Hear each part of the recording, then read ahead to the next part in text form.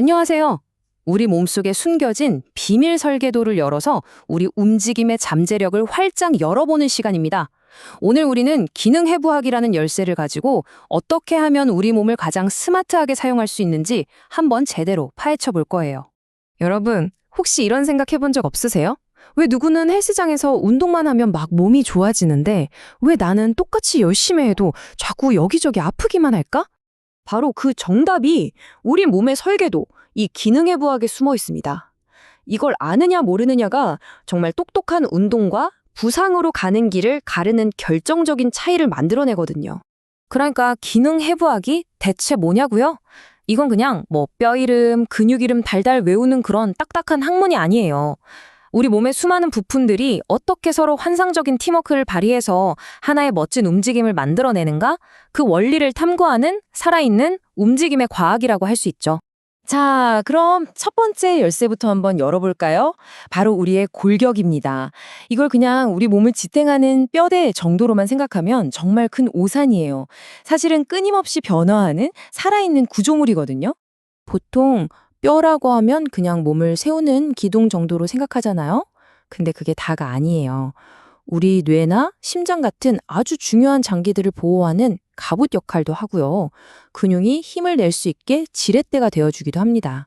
심지어 칼슘 같은 미네랄을 저장하는 은행이자 새로운 피를 만들어내는 생산 공장이기도 하죠. 정말 열일하지 않나요? 근데 진짜 놀라운 건 이제부터예요. 여러분, 우리 뼈는 한 번 만들어지면 그대로 끝인 시멘트 구조물이 아니거든요. 우리가 매일매일 어떻게 움직이느냐에 따라서 스스로를 계속해서 리모델링 합니다. 이게 바로 볼프의 법칙이 하는 건데요. 아주 간단해요. 뼈에 적절한 스트레스, 즉 무게나 충격이 가해지면 뼈는 내가 더 튼튼해져야겠구나 하고 스스로를 더 단단하고 강하게 만들어요. 반대로 자극이 없으면 굳이 튼튼할 필요 없네 하면서 약해지는 거죠. 한마디로 쓰거나 아니면 잃거나 둘 중 하나입니다. 보시는 것처럼 우리가 스쿼트나 달리기 같은 운동을 해서 뼈에 적절한 스트레스를 주면요. 뼈의 내부는 이렇게 더 촘촘하고 견고한 구조로 재탄생합니다. 골밀도가 높아지는 거죠. 반대로 생각해보면 어떨까요? 만약에 우리가 오랫동안 누워만 있거나 아무런 체중 보하 운동을 하지 않으면 우리 뼈는 점점 약해져서 나중에는 작은 충격에도 쉽게 부러지는 골다공증 같은 상태가 될 수도 있는 겁니다.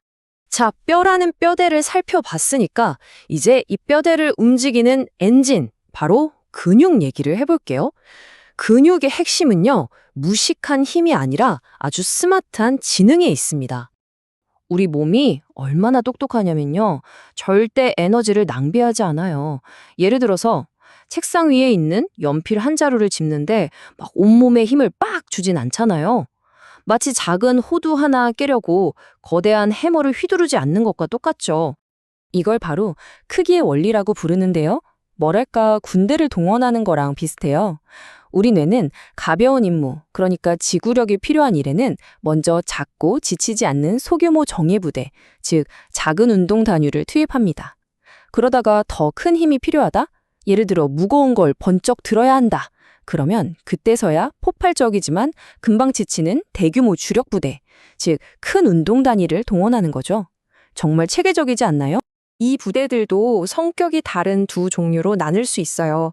하나는 마라톤 선수처럼 오랫동안 지치지 않고 꾸준히 힘을 내는 지근섬유, 또 다른 하나는 100m 단거리 선수처럼 아주 짧은 순간에 폭발적인 힘을 내는 속근섬유입니다. 재미있는 건 우리 몸의 모든 근육이 이 두 가지 섬유를 다 가지고 있다는 거예요. 다만 그 근육의 주된 역할에 따라서 배합 비율이 다를 뿐이죠. 이 고유한 배합 비율이 바로 그 근육의 성격을 결정하는 겁니다. 자, 그럼 이쯤에서 이 복잡한 이론들이 실제 운동에서 어떻게 쓰이는지 한번 볼까요? 많은 분들이 사랑하는 가슴 운동의 대표 주자, 바로 벤치프레스를 가지고 한번 제대로 해보해 보겠습니다. 플랫 벤치프레스, 정말 좋은 운동이죠. 하지만 우리가 지금까지 배운 이 기능해부학 지식을 딱 한 스푼만 더하면 이 운동의 효과를 진짜 몇 배는 더 끌어올릴 수 있습니다. 비밀은 바로 각도에 있습니다. 보세요. 벤치 각도를 살짝 올려서 인클라인 프레스를 하면 우리 가슴 근육인 대흉근의 윗부분 섬유들이 집중적으로 일을 하고요. 반대로 각도를 내려서 디클라인 프레스를 하면 가슴 아랫부분 섬유들이 타겟이 되는 거죠.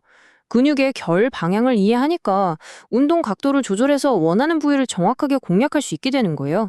이게 바로 기능 해부학의 힘입니다. 그런데 정말 많은 분들이 이 벤치프레스 하다가 어깨를 다치거든요. 어깨가 찝힌다, 소리가 난다, 이런 분들 많으시죠? 도대체 왜 그럴까요? 가장 흔하고 또 가장 치명적인 실수, 딱 하나만 짚어드릴게요. 정답은 바로 팔꿈치를 양옆으로 90도까지 너무 활짝 벌리는 자세입니다. 이 자세가 바로 어깨 통증의 주범, 어깨 충돌 증후군을 일으키는 아주 위험한 자세가 될 수 있습니다. 왜 이게 문제냐면요. 팔을 이렇게 옆으로 쫙 벌리면 어깨뼈랑 팔뼈 사이의 공간이 확 좁아져요. 근데 그 좁은 터널로 우리 어깨를 안정시키는 중요한 힘줄, 바로 회전근개가 지나가거든요.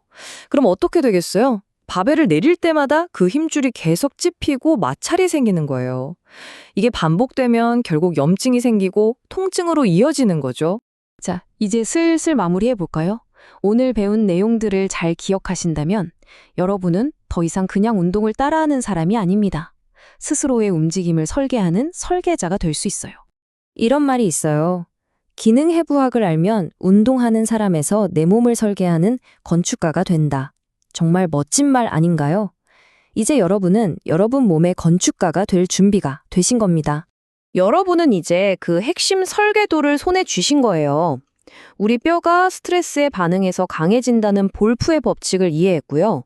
또 근육이 얼마나 똑똑하고 효율적으로 동원되는지 크기의 원리도 알게 됐잖아요.